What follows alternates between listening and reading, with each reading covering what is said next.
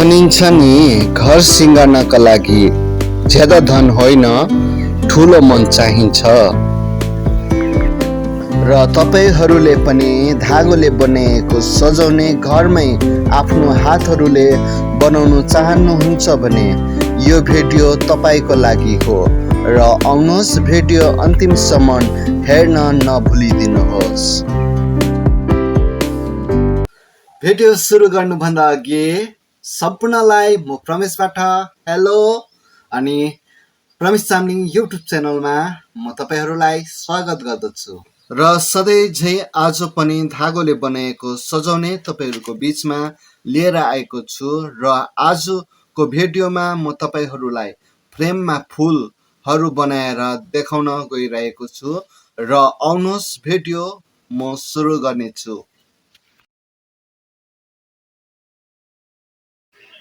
सर्वप्रथम मलाई चाहिने सामानहरू मैले लिएको छु।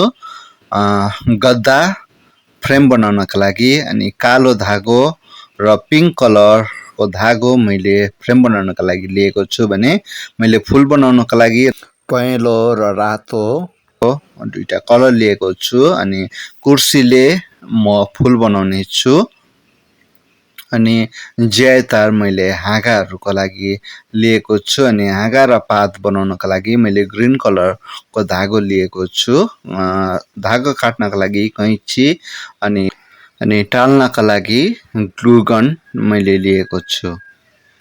यो सबै सामानहरू लिइसकेपछि कसरी बनाउनु पर्ने हो सो म तपाईँहरूलाई देखाउने छु। पहिला म फ्रेम बनाउने छु। अनि फ्रेम बनाउनका लागि मैले गद्दामा कालो धागो लिएर यसलाई वरिपरि घुमाएर धागोले वरिपरि घुमाएर यसलाई ढाक्ने छु। गद्दालाई पुरै म ढाकेर कालो बनाउने छु है।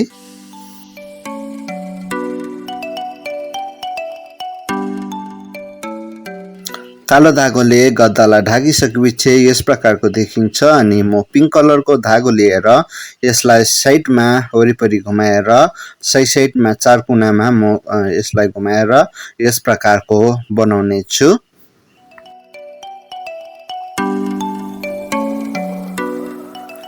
फ्रेम बनाइसकेपछि म फुल बनाउने छु। अनि फुल बनाउनका लागि रातो धागो मैले लिएको छु। अनि रातो धागोलाई 10 चोटि औँलामा घुमाएर म कुर्सीको सहाराले म फुल बनाउने छु।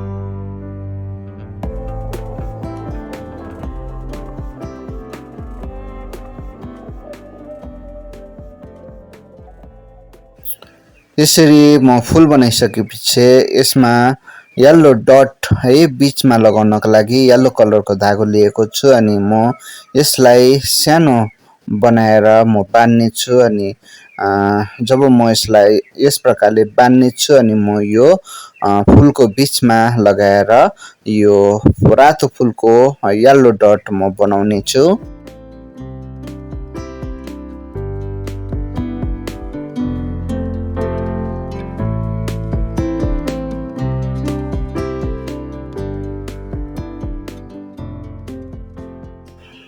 फुल बनाइसकेपछि म हाँगा र पत्ताहरू बनाउने छु। अनि हाँगा बनाउनका लागि मैले ग्रीन कलरको धागो लिएको छु। यो डार्क कलरमा छ। अनि जिआई तार मैले लिएको छु।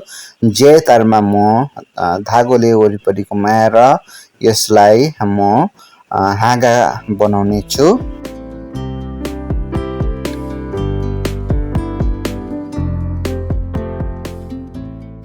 हाँगा बनाइसकेपछि म फेरि पनि गद्दा लिएर यसलाई सानो काटेर एउटा पातको आकार म बनाउने छु।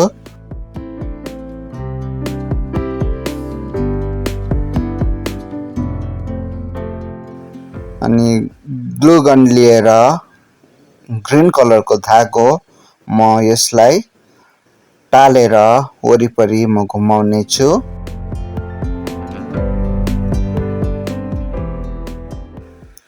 ग्लु गन म लगाउँदै धागो ग्रीन कलरको धागोलाई म वरिपरि यस प्रकारले घुमाउने छु।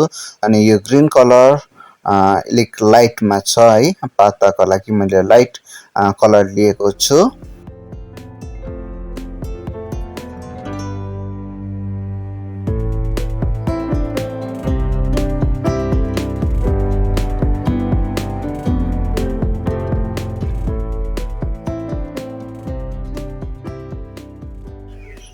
यसरी म पत्तालाई पनि बनाइसकेँ। अनि सबै कुरो मैले बनाइसकेपछि अब यो बनाएको कुरोलाई कसरी जोड्ने भन्ने कुरो म तपाईहरुलाई देखाउन गइरहेको छु। सर्वप्रथम मैले पहिला बनाएको फ्रेमलाई लिएको छु। अनि फ्रेममा यो हाँगाहरू टाल्ने छु है। ग्लु गन मैले लिएको छु। अनि ग्लु गन लिएर म यो हाँगाहरू एक एकवटा गर्दै म यस प्रकारले टाल्ने छु।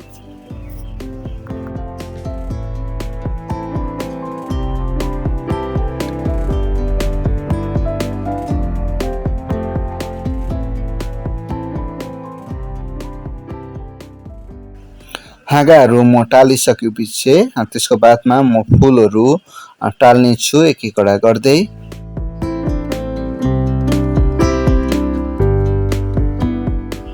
अनि फुलहरू टालिसकेपछि म पत्तालाई साइडमा म टाल्ने छु।